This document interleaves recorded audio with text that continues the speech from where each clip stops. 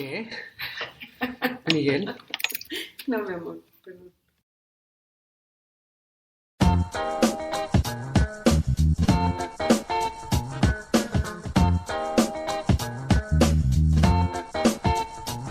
That girl is whack. That kid is whack. Your whole family is whack. My spiritual ligament, remnants of stress pool, strained by stagnant MCs of cesspool.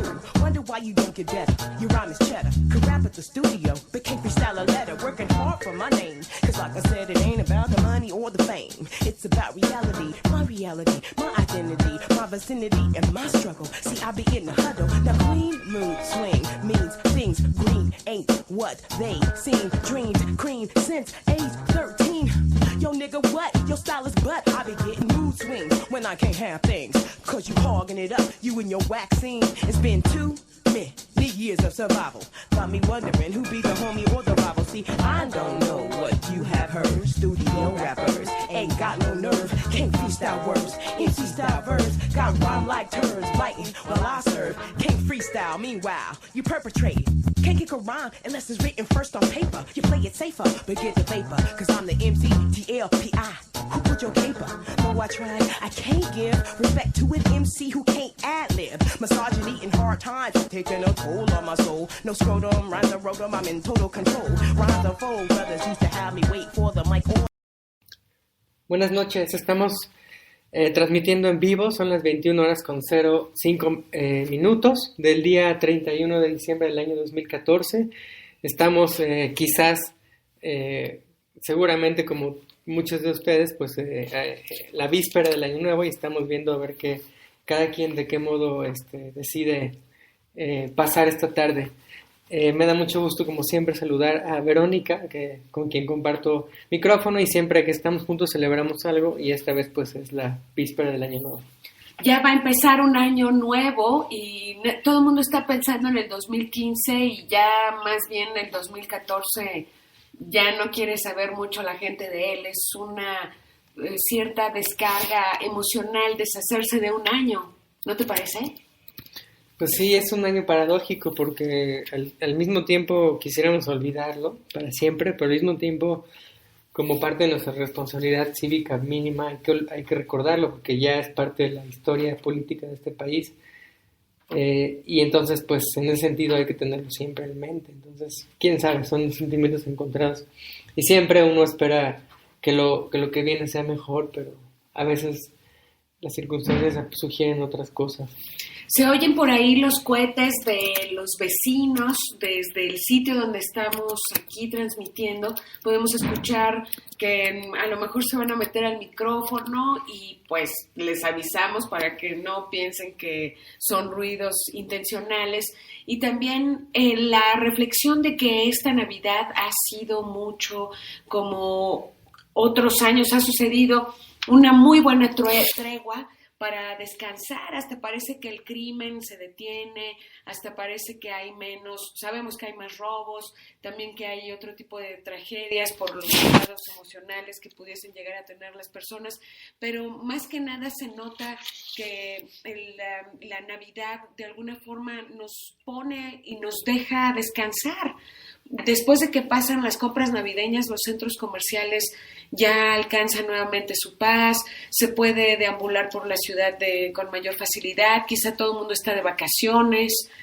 Es una tregua la Navidad, un descanso que nos merecemos y también una oportunidad para los niños de que sientan a su familia unida, porque a veces es de las pocas fechas que mucha gente se reúne y la familia y la mamá no se queja de cocinar y el papá no se queja de comprar cosas. Es una época donde hay generosidad, es una forma de refrescar los valores y de sentirnos bien con nosotros y nuestras familias. Y precisamente lo que platicábamos acerca de que es un año para olvidar, pero para recordar al mismo tiempo porque ha sido verdaderamente terrible. A lo mejor las Navidades últimamente, conforme los tiempos se hacen mucho más violentos de lo que siempre han sido y cada vez vemos que la vida es pues frágil. Quizás las Navidades y Año Nuevos también, esta tregua que me parece un modo muy interesante, por cierto, de verlo porque es un punto, digamos, más allá de la disputa de si esta es una época que se ha trivializado y mercantilizado, si realmente es una época de reflexión profunda, religiosa, existencial.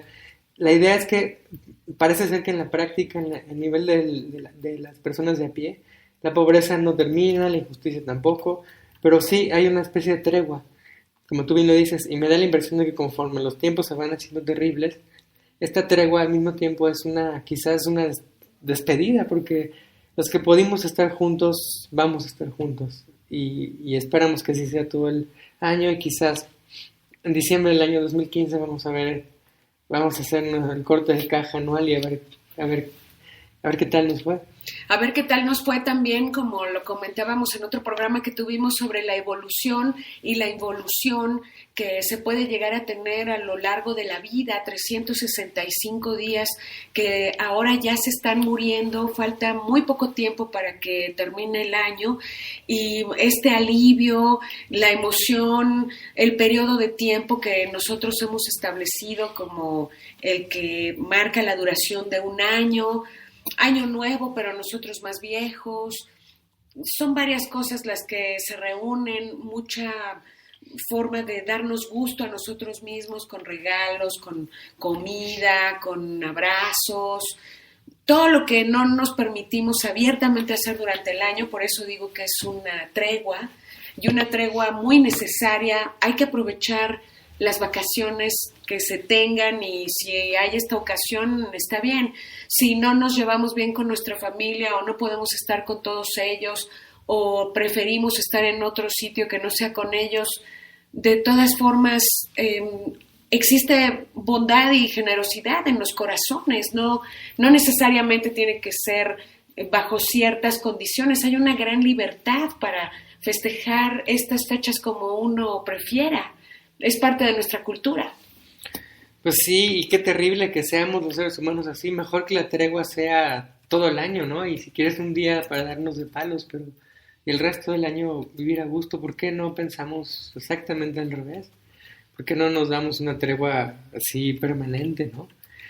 Qué afán de llevarnos mal, porque realmente nos llevamos bastante mal.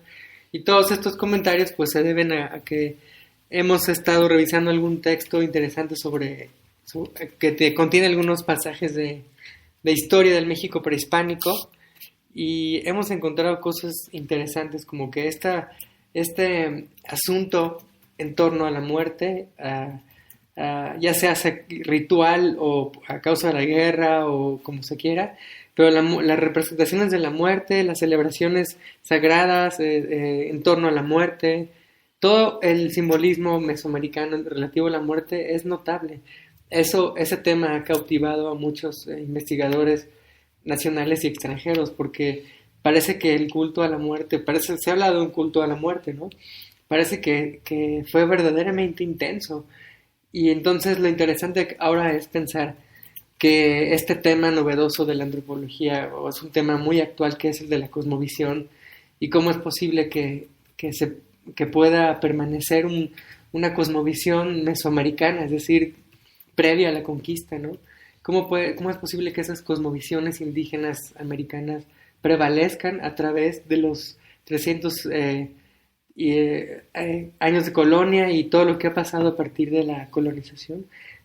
La idea que la antropología sugiere es que algunos de esos aspectos han sobrevivido en la cosmovisión, en la mentalidad, en las prácticas. Entonces, la idea es preguntarnos, es la inquietud que tenemos ahora, es si esas ideas también relativas a la muerte, al sacrificio, al desmembramiento, a la exposición de cráneos, etcétera, también como parte de esa cosmovisión y práctica prehispánica, ¿no será que también ha pervivido todo lo demás que se suele tematizar y que, bueno, es más, digamos, pues más orientado a folclorizar la narrativa, ¿no? Leyendas, otro tipo de prácticas, festividades, ¿no? Sobre todo. Pero también esta parte relativa a la muerte, quizás es también algo que está pesando sobre nosotros, una tradición milenaria. Sí. También es importante notar que cuando llega un año nuevo, un año viejo también se termina, se ha escrito también otra parte de la historia de México en este año, en estos días que han pasado, y parecería que nosotros todavía seguimos pensando que ha existido la armonía, la paz, la justicia en nuestro territorio, y creo que no es tan cierto. Pensar así es un poco ingenuo, sería lo ideal, pero no es así. Ya lleva mucho tiempo las gentes que viven en estos territorios, pues utilizando el gran contraste de la riqueza y la pobreza, la diferencia entre las viviendas de los ricos y los pobres. Siempre ha habido una clase alta que ha sido venerada por parte de los antiguos mexicanos, y también ha existido el sacrificio y la sangre y todos estos ritos o formas de ser. Llevan mucho tiempo, y los españoles llegaron a construir unas catedrales encima de los templos antiguos, pero los templos antiguos siguen ahí. No, nunca se han logrado civilizar, o como quieran ustedes llamarles. La verdad es que nunca se le dio muerte a esa parte que yo creo que se ha seguido desarrollando muy pródigamente. Sí, es decir, cuando hubo un encuentro entre civilizaciones o un encontronazo entre civilizaciones, lo que fue la guerra de conquista, hablaba de un encuentro también, fue un encuentro bélico entre una sociedad colonizadora que venía decididamente a matar a los que estaban aquí para quedarse con lo que había, por un lado, y tenían la anuencia de los reyes europeos, y venían con todo el patrocinio y el armamento necesario. Y por otro lado se encontraron a un territorio del continente americano muy diverso, pero claro, con ciertos centros hegemónicos, y cuando digo hegemónicos quiero decir sobre todo de dominio militar y económico, como fueron las civilizaciones asentadas en el centro de la meseta central del país. O sea, se encontraron con una civilización guerrera que a su vez había dominado militarmente civilizaciones menos poderosas contiguas, ¿no? El imperio mesoamericano también existió. Entonces hubo un encuentro no solo de civilizaciones, sino de culturas guerreras y militares. Entonces yo me imagino que aquello fue verdaderamente sanguinario, y se defendieron como pudieron. La historia pues más o menos la conocemos todos. Lo interesante es que previamente a ese encontronazo ya estaba la muerte ahí rondando, y de una manera verdaderamente pues palpable, ¿no? Y precisamente con el afán que tenemos de entender nosotros, pues, por qué pasa lo que pasa, por qué los 43 de Ayotzinapa, más las fosas, más las otras fosas, más los migrantes, más todos nosotros, ¿no? Más todo lo que está ocurriendo, ¿cómo es posible, no? Vamos desde el nivel más ínfimo, como la policía municipal, y luego la federal, y luego el ejército, y luego el presidente, y luego fue el Estado, a fin de cuentas, ¿no? Pero también podemos, en este afán de entender, también podemos decir, bueno, también fue una tradición, y lo ponemos como pregunta, ¿no? ¿Acaso es parte de esta tradición de la muerte que estamos, pues, en la cual estamos viviendo, ¿no? Y que se está recreando constantemente? Sí, estamos observando bastantes, pero bueno, es como vivir un poco en Fabulandia, pensando que varias cosas que nos han perseguido a lo largo de la historia podrían desaparecer, puesto que no creo que hemos llegado a ese nivel de maduración. Todavía hace falta algo que yo no sabría qué decir. La verdad es difícil ser secretario de Educación Pública y determinar realmente qué es lo que se necesita aprender, o qué es lo que necesita el pueblo de México, igual que otros pueblos, pero en particular México, qué necesitaría desaprender para que la cosa mejorara un poco. ¿Y qué es lo que tú averiguaste sobre la muerte en antigua Mesoamérica? Bueno, pues la muerte estaba desarrollada, puras generalidades, por supuesto. La muerte estaba asociada con renovación, no solamente cósmica, sino material. Se supone que el sacrificio humano, que es, por cierto, un tema hasta donde he podido leer, que tiene cierta estatus de controvertido. Hay personas que piensan que no tenemos las fuentes necesarias para hacer cierta